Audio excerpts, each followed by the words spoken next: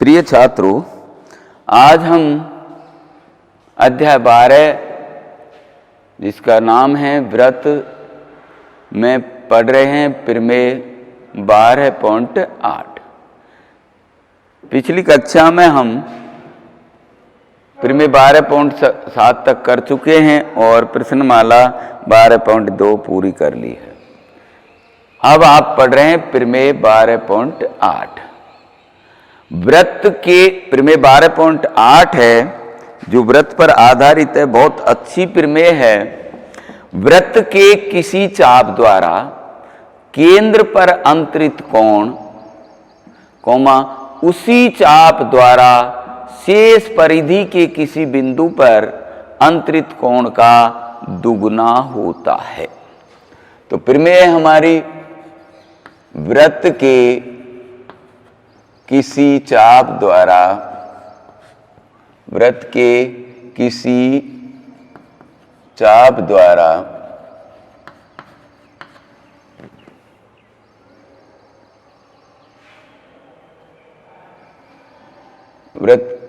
किसी चाप द्वारा व्रत के केंद्र पर अंतरित कोण,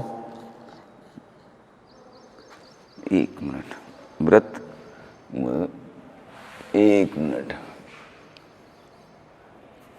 एक चाप द्वारा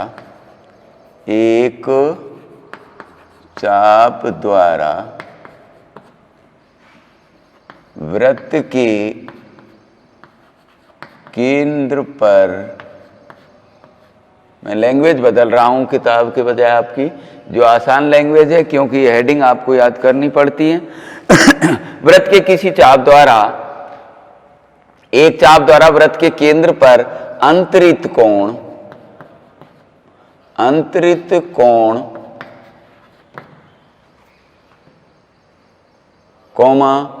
उसी चाप द्वारा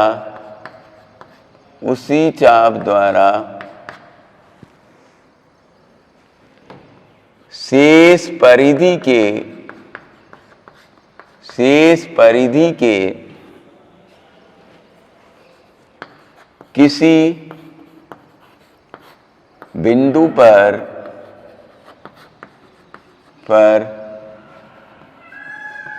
अंतरित कोण का दुगुना होता है। समझिए, एक चाप द्वारा व्रत के केंद्र पर अंतरित कोण, अंतरित का मतलब होता है बना हुआ कोण। यानी हम सबसे पहले क्या लें, एक व्रत लें,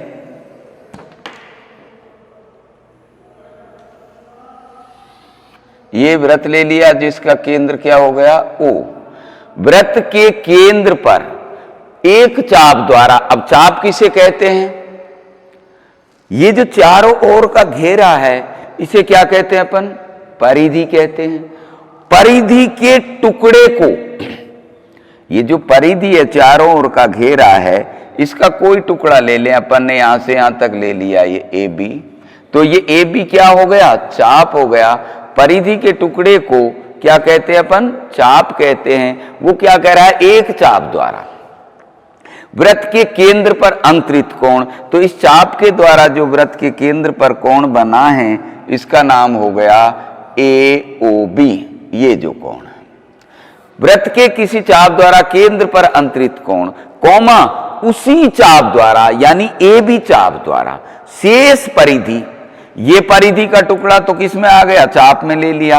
अब शेष बचा है ये हमारा, इस पर कहीं भी परिधि के किसी बिंदु पर, इस परिधि पर हम कहीं भी एक बिंदु ले लें, चलो ये ले लिया हमने, P बिंदु ले लिया। परिधि के किसी बिंदु पर अंतरित कोण का नाम क्या हो गया, ये ले लिया अपन ने, APB। अंतरित कोण का दुगुना होता है, यानी केंद्र पर जो कोण बना है वो परिधि पर बने कोण का दुगुना होता है। ये आपको सिद्ध करना है।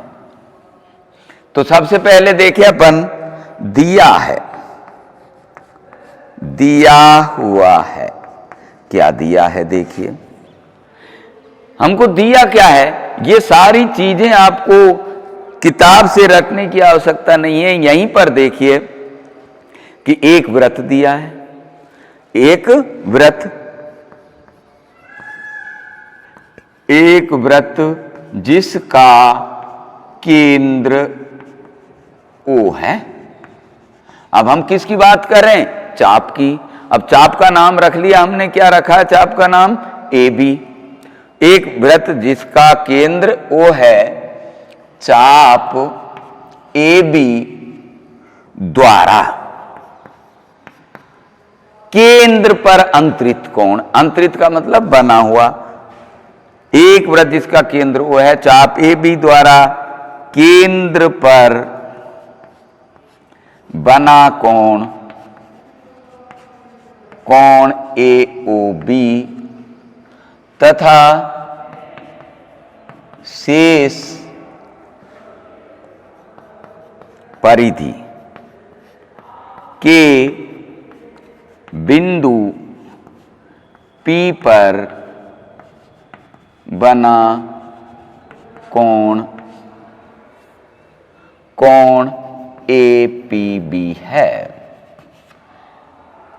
शेष परिधि पर बना कोण क्या हो गया? कोण APB। अब है दूसरा बिंदु हमारा सिद्ध करना है, सिद्ध करना है। क्या कह रहा है वो? केंद्र पर अंतरित कोण शेष परिधि के किसी बिंदु पर अंतरित कोण का दुगना होता है। तो हमको सिद्ध करना है कोण AOB, यानी केंद्र पर बना कोण परिधि पर बने कोण का दुगना होता है। ये सिद्ध करना है। अब आती है हमारी रचना। रचना देखें, रचना में क्या करना है अपन को?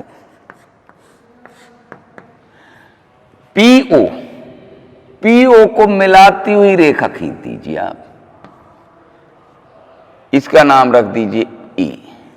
तो PO को मिलाती हुई रेखा PE खींची, PE खींची। तो देखिए, अब आप यहां रोल नंबर दे लें तो ज्यादा उचित होगा। ये मैंने रोल नंबर दे लिया यहां पर 1, ये दे दिया 2,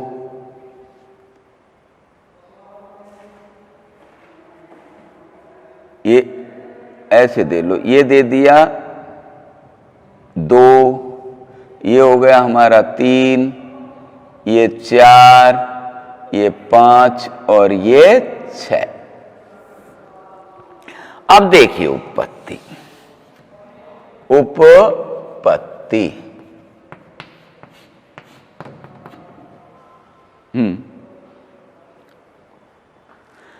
यहां जो अपन ने ये रचना की है, PO को मिलाती हुई रेखा PE खींची, तो ये हमारा अब एक त्रिभुज बन गया है। ध्यान से देखें, ये PA है, ये PE है और ये हमारा O है, ये P अलग से रचना करके दिखा रहा हूं मैं, ये है। तो ये हमारा त्रिभुज हो गया। तो ये कोण कैसा हो गया? कैसा कोण हो गया? बहिष्कोण। और किसी भी त्रिभुज का बहिष्कोण उसके अंतराभिमुख कोणों के योग के बराबर होता है। तो मैं बात करूं त्रिभुज PAO में, PAO में कोण 3 कैसा कोण है? बहिष्कोण है। में कोण 3 बहिष्कोण है, बहिष्कोण है। इसलिए कोण 3 बराबर कोण 1 प्लस कोण 2। क्यों? त्रिभुज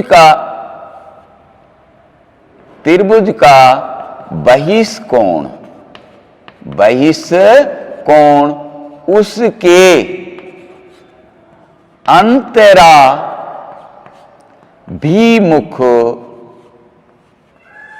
अंतराभिमुख कोणों के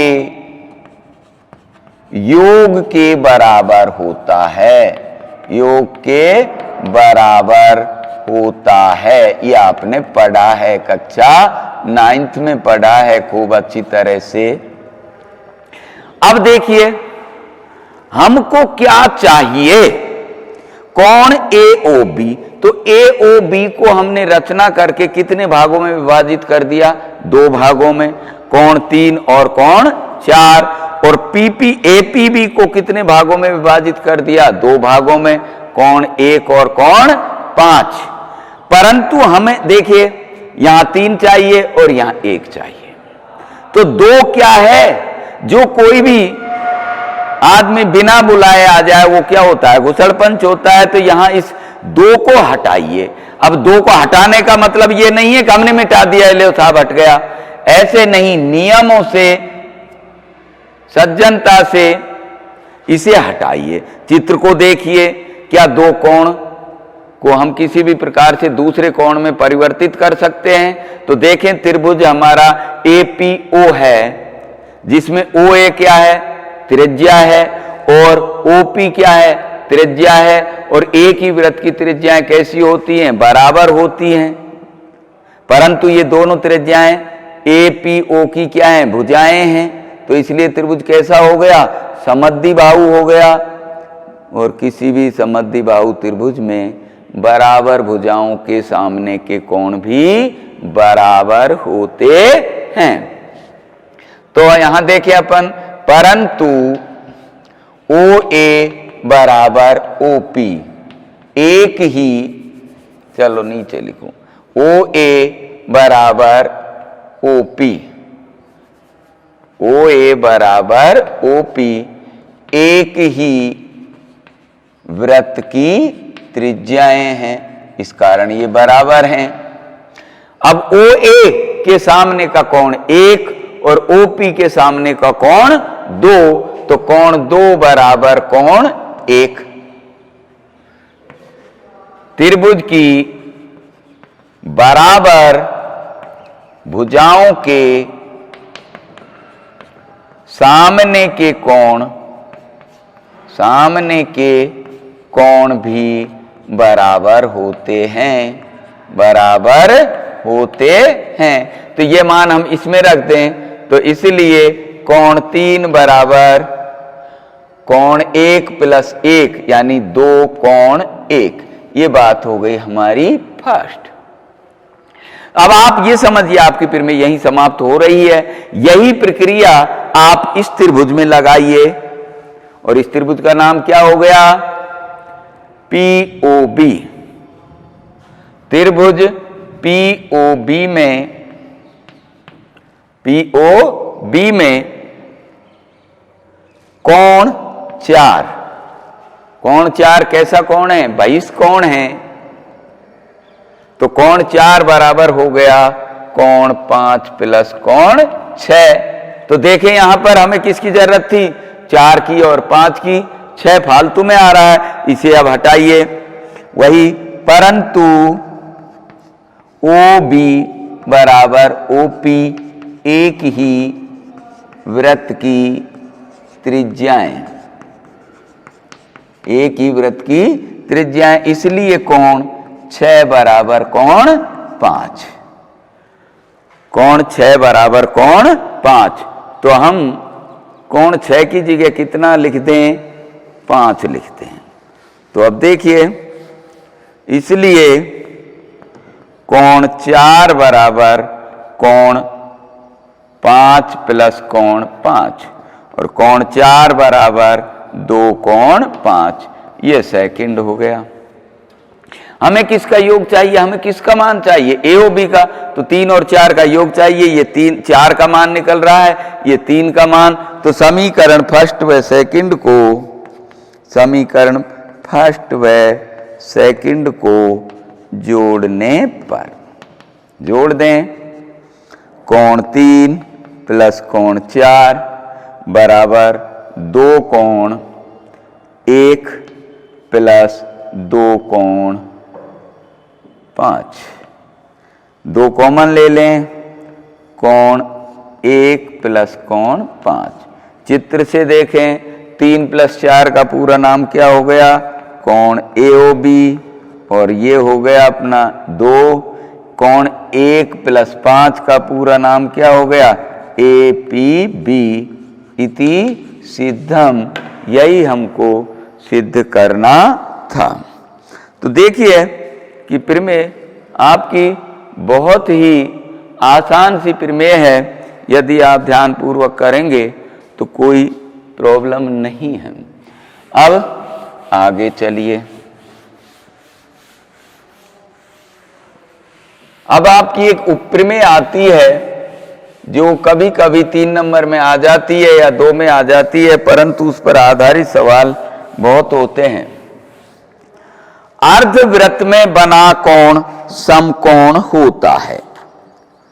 अर्धवृत्त में बना कोण समकोण होता है। ये आप पढ़ रहे हैं, अभी उपप्रमेय है आपके यहां पर, तो ये देख लें अपन पहले। उपप्रमेय, उपप्रमेय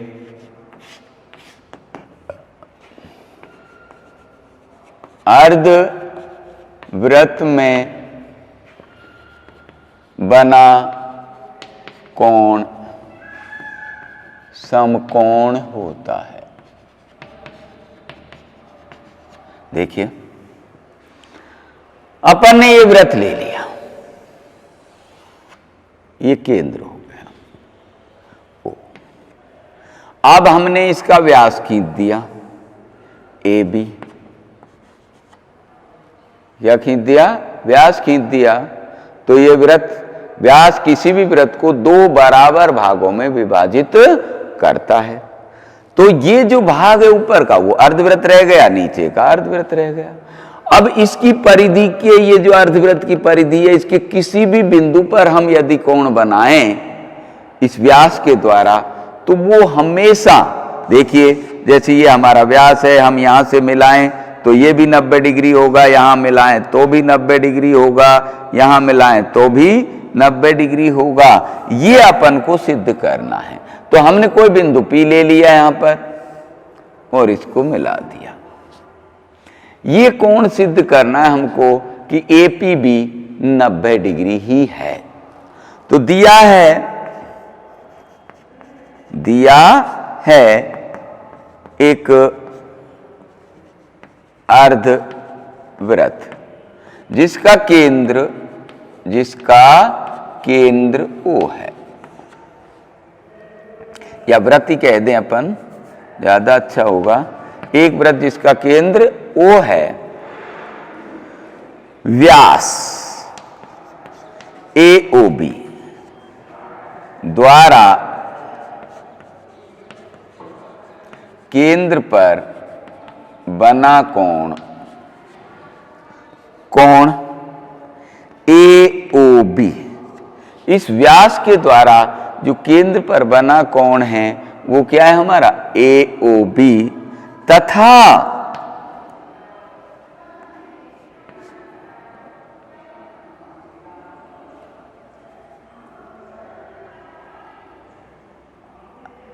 कोण APB अर्धवृत्त में बना कोण है। सिद्ध करना है अपन को, क्या सिद्ध करना है? कोण APB बराबर 90 डिग्री। उत्पत्ति देखिए,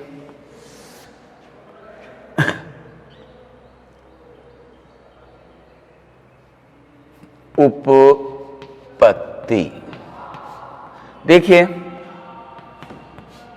चाप AB, ये चाप क्या हो गया? AB हो गया, अर्धवृत्त का चाप है।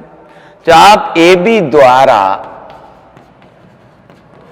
केंद्र पर बना कोण कोण AOB व शेष परिधि के बिंदु P पर बना कोण कोण APB है। APB है। प्रमेय 12.8 से, प्रमेय 12.8 ने क्या कहा है? वृत्त के किसी चाप द्वारा केंद्र पर बना कोण उसी चाप द्वारा शेष परिधि के किसी बिंदु पर बने कोण का दुगना होता है। तो कोण AOB बराबर 2 कोण APB, या यूं कहें अपन कोण APB बराबर 1/2 कोण AOB। अब देखिए कोण AOB, परंतु AOB एक कैसी रेखा है? सरल रेखा है, व्यास है, तो इसलिए परंतु कोण AOB बराबर 180 डिग्री, इसे अपन क्या कहेंगे? सरल रेखीय कोण या ऋजु कोण। ऋजु कोण जानते हैं आप? ऋजु कोण सरल रेखा के एक ही ओर बना, सरल रेखा के किसी बिंदु पर एक ही ओर बने कोण को ऋजु कोण या सरल रेखीय कोण कहते हैं। ये मान इसमें रखते हैं। कोण APB बराबर 1/2 गुणा 180 डिग्री, या कोण APB बराबर 90 डिग्री इति सिद्धम। यही हमको सिद्ध करना था। तो इस प्रकार से आपकी यहां तक की प्रमेय समाप्त होती हैं। अब 12.3 के कुछ उदाहरण हैं। अब ये तो संभव नहीं है कि सारे क्वेश्चंस में करवाऊं, परंतु कुछ मोस्ट में करवा रहा हूं उदाहरण, फिर सवाल करवा दूंगा जो मोस्ट हैं। तो आप देखिए अब इसके उदाहरण।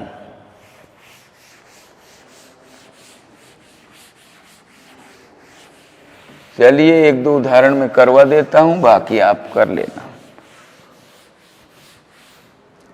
देखें क्या कह रहा है ये।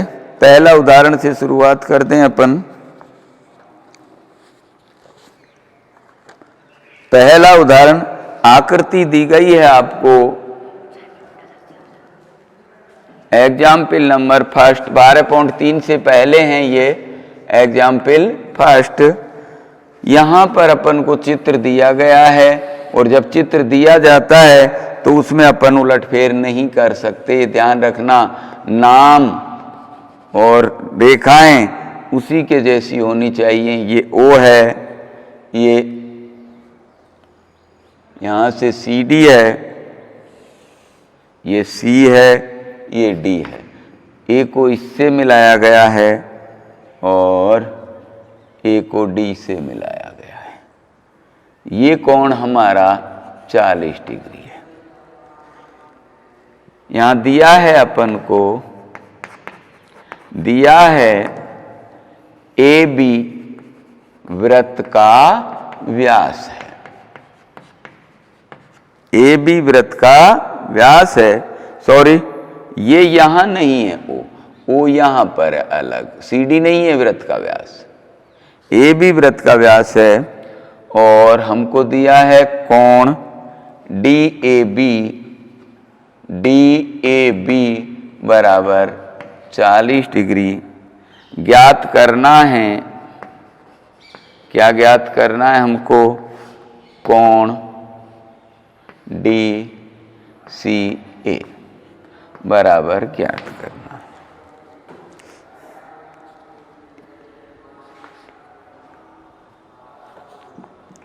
अब देखिए यहां पर हमको ये कोण ज्ञात करना है।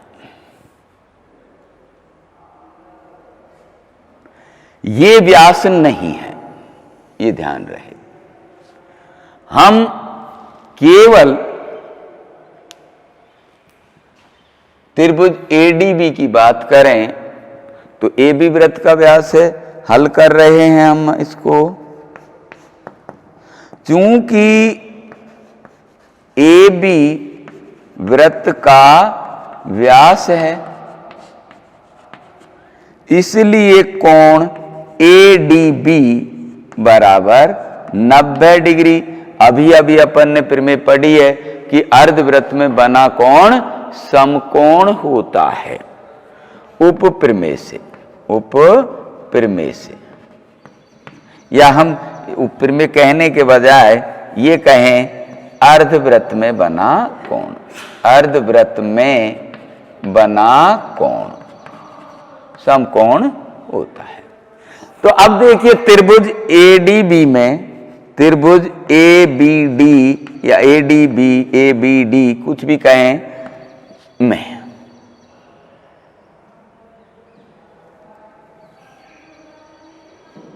देखिए कोण ABD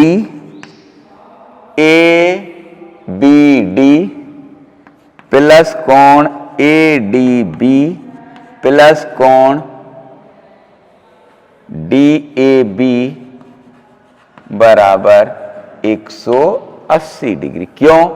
त्रिभुज के तीनों कोणों का योग, त्रिभुज के तीनों कोणों का योग आप पढ़ चुके हैं कक्षा 9 में।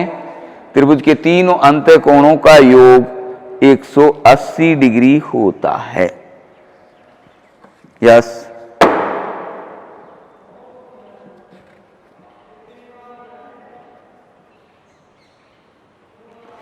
अब हम देख रहे हैं कि ABD प्लस ADB कितना है 90 डिग्री और DAB कितना दे रखा है 40 डिग्री, 180 डिग्री। तो कोण ABD बराबर 180 माइनस 130, 90 और 40 130, कोण ABD बराबर हो गया 50 डिग्री।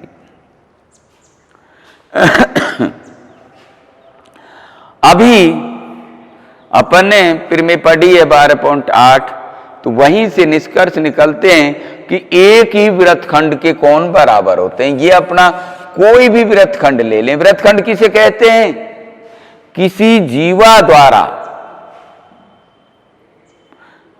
वृत्त के जो खंड प्राप्त होते हैं उन्हें हम वृत्तखंड कहते हैं। एक लघु वृत्तखंड होता है और एक दीर्घ वृत्तखंड होता है। ये जीवा है हमारी, तो इससे हम कहीं भी इस परिधि में कहीं पर भी कितने भी कोण बनाएं, ये सारे के सारे कोणों का मान बराबर होता है, चाहे लघु वृत्तखंड में बनाएं चाहे दीर्घ वृत्तखंड में। तो अब देखें, हमें ये कोण ज्ञात नहीं करना है, पर अब ये देखिए कि ये जो कोण बन रहा है इसका मुंह कौन सा चाप बंद कर रखा है। इधर तो A पर पहुंच गई ये भुजा, ये कहां पहुंच गई D पर, तो चाप DA ने इसका मुंह बंद किया है और इसी चाप द्वारा कौन सा कोण बन रहा है ACD या DCA। अब परंतु कोण ABD व कोण DCA एक ही वृत्तखंड के कोण हैं और एक ही वृत्तखंड में बने कोण कैसे होते हैं? बराबर होते हैं। तो इसलिए कोण DCA बराबर कोण ABD, और ABD का मान हम कितना निकाल चुके हैं 50 डिग्री, तो DCA बराबर भी 50 डिग्री प्राप्त होता है। देखिए, इनको करने के जो तरीके हैं, आप कोई से भी तरीके से किधर भी जा सकते हैं, घबराने की जरूरत नहीं है, नियमों के तहत चलते रहिए।